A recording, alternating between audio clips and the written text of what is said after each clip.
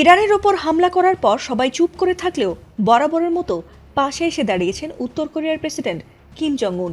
এই যুদ্ধে ইরানের সাথে না পেরে যুক্তরাষ্ট্র যখন তেহরানে পারমাণবিক অস্ত্র ব্যবহারের কথা চিন্তা করছে, ঠিক সেই সময় আবারও গর্জে উঠলেন উত্তর কোরিয়ার শক্তিশালী এ নেতা। আর এরপরই ট্রাম্পকে শিক্ষা দিতে সরাসরি আমেরিকায় আঘাত হানতে সক্ষম এমন আন্তঃমহাদেশীয় ক্ষেপণাস্ত্র ছুড়লেন কিম জং উন। কোনো মুসলিম দেশ ইরানের পাশে এসে না দাঁড়ালেও এই যুদ্ধের শুরু থেকে কিম ঠিকই ইরানের পক্ষে তার অবস্থান জানিয়ে দেন। আর কিমকে পাশে পেয়ে আরও বিধ্বংসী রূপে যুক্তরাষ্ট্র ইসরায়েলে ধ্বংসযজ্ঞ চালাচ্ছে সাহসী মুসলিম দেশ ইরান। তবে এই যুদ্ধে ইরানের সাথে ট্রাম্প কোনোভাবেই কুলিয়ে উঠতে না পেরে পারমাণবিক অস্ত্র যখন ব্যবহারের ষড়যন্ত্র চালাচ্ছে, এমনকি স্থল অভিযানের কথাও জানিয়েছে তারা।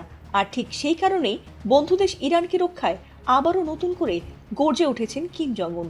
এমনকি ভুলেও যদি ইরানের দিকে একটি পারমাণবিক অস্ত্র তারা ছোড়ে, তবে গোটা আমেরিকা ইসরায়েলকে তাদের সর্বোচ্চ পারমাণবিক ক্ষমতা দিয়ে একেবারে গুড়িয়ে দেবে বলে চরম হুঁশিয়ারি দিয়েছেন উত্তর কোরিয়ার প্রেসিডেন্ট কিম জং উন। আর এই হুঙ্কার যে শুধু তিনি মুখে মুখেই দেন না, সেটিই প্রমাণ দিচ্ছেন তিনি বহু আগে থেকেই। সেই ধারাবাহিকতায় কয়েক দফা শক্তিশালী ব্যালিস্টিক ক্ষেপণাস্ত্র ছুড়ে ইতোমধ্যে আমেরিকাকে সাবধানও করেছেন তিনি। আর এবার ট্রাম্পের মনে ভয় ধরাতে নিজের দেশ থেকেই সরাসরি আমেরিকার বুকে হামলা চালানোর মতো বড় ক্ষেপণাস্ত্রের পরীক্ষা চালিয়েছে কিম জং উনের দেশ উত্তর কোরিয়া।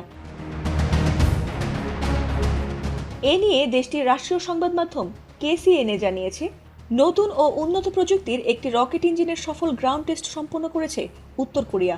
আর তারা তাদের আন্তঃমহাদেশীয় ব্যালিস্টিক ক্ষেপণাস্ত্র ICBM উৎক্ষেপণের জন্য সলিড ফুয়েল রকেট ইঞ্জিন ব্যবহারের পরিকল্পনাও করেছে। আর এই ধরনের ইঞ্জিন ব্যবহারের ফলে উৎক্ষেপণের আগে দীর্ঘ প্রস্তুতির প্রয়োজন হয় না এবং অত্যন্ত দ্রুততার সঙ্গে ক্ষেপণাস্ত্র ছোড়া সম্ভব হয়।